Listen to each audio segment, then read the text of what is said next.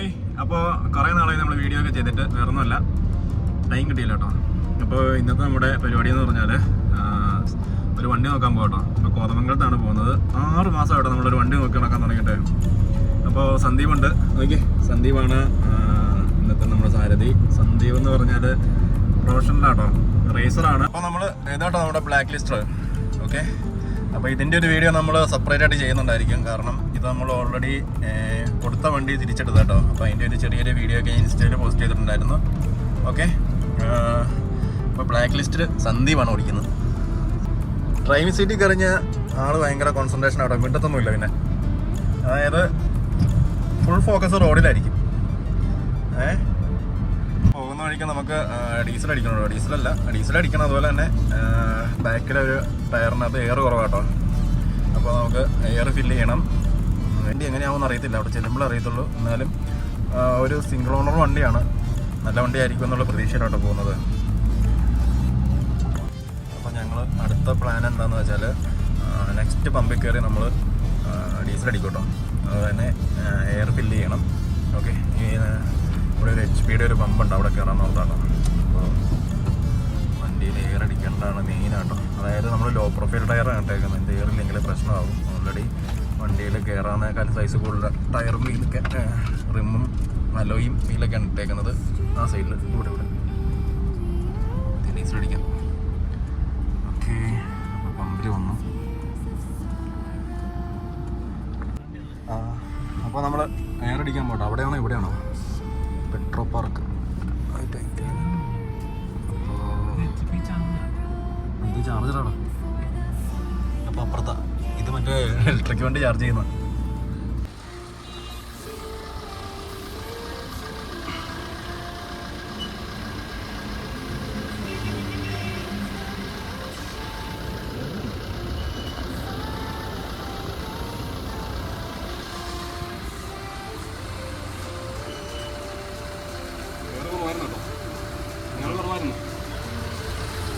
Air കുറവായിരുന്നു.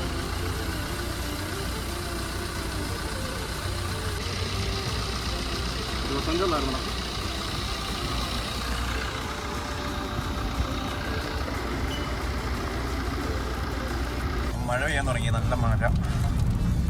എനിക്ക് പറഞ്ഞാൽ കോതമംഗലത്ത് എത്ര കിലോമീറ്റർ ഉണ്ട്? അതല്ല, കോതമംഗലത്ത് നിന്ന് കുറച്ചുകൂടെ എങ്ങോട്ടാ പോകേണ്ടത്? പോകാം, കുഴപ്പമില്ല. നമുക്ക് റൈറ്റ് കയറ്റി വെച്ചോ.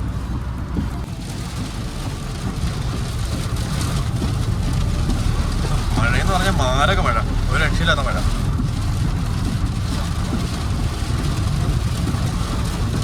നമുക്കിനി ഒരു 2 കിലോമീറ്റർ കൂടെ ഉള്ളൂ കേട്ടോ അവിടെ എത്താനായിട്ട്. ഇവിടെ എല്ലാം നല്ല മഴയാണ്. മൺസൂൺ സ്റ്റാർട്ട് ചെയ്തു.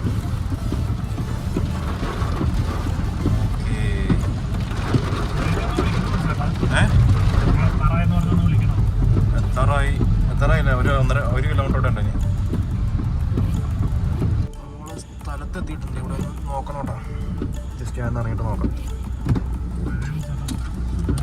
മഴ പോയി.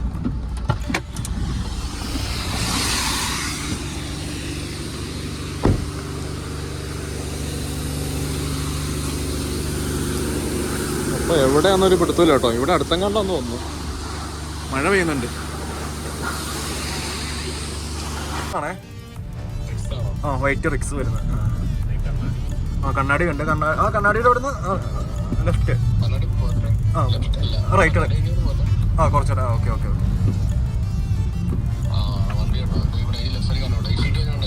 കണ്ടു. പിക്കപ്പ് നടക്കുന്ന വഴിയാണോ? പിക്കപ്പ് നടക്കുന്ന വഴിയോടെ റിവേഴ്സ് എടുത്തിട്ട് കയറ്റിക്കാം.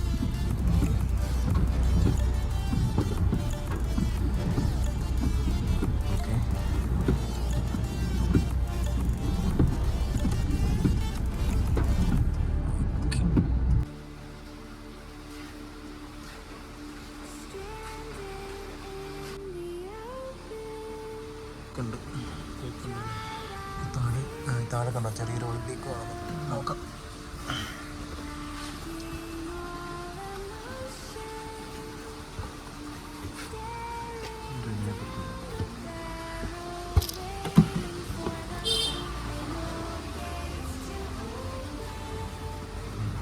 ഹെഡ് കാര്യങ്ങളൊന്നുമില്ല.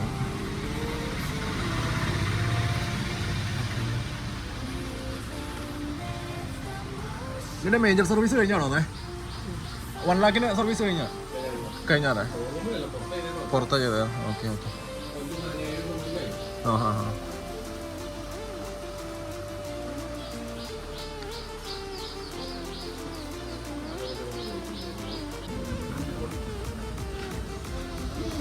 അണ്ടർബോഡിന് വലിയ കുഴപ്പമില്ല കേട്ടോ.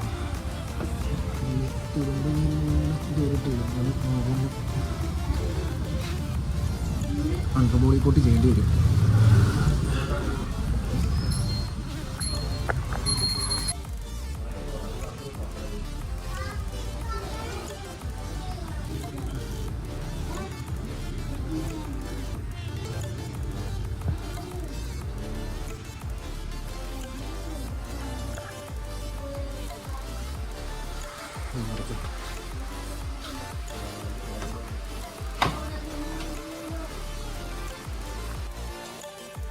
വണ്ടി ഇന്റീരിയറൊക്കെ വലിയ കുഴപ്പമില്ല, നീറ്റാട്ടോ.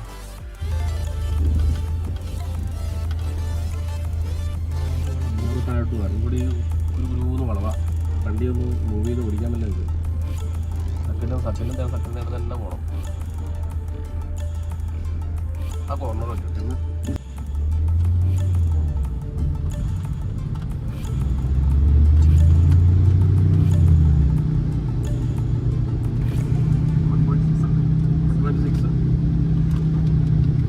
ആണെങ്കിൽ സ്റ്റിയറിംഗിൽ കൺട്രോൾ ഉണ്ടാവില്ല. 124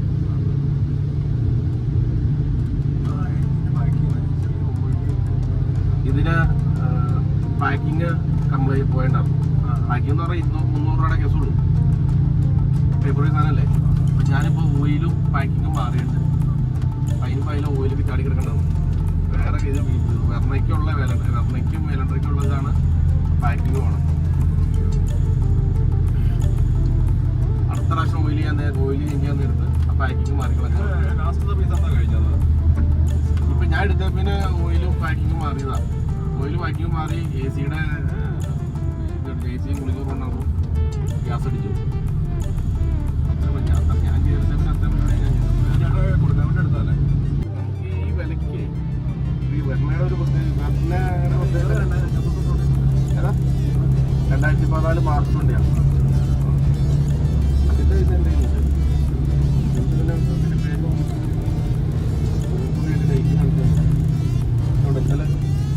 ഇന്നലെ ഞാൻ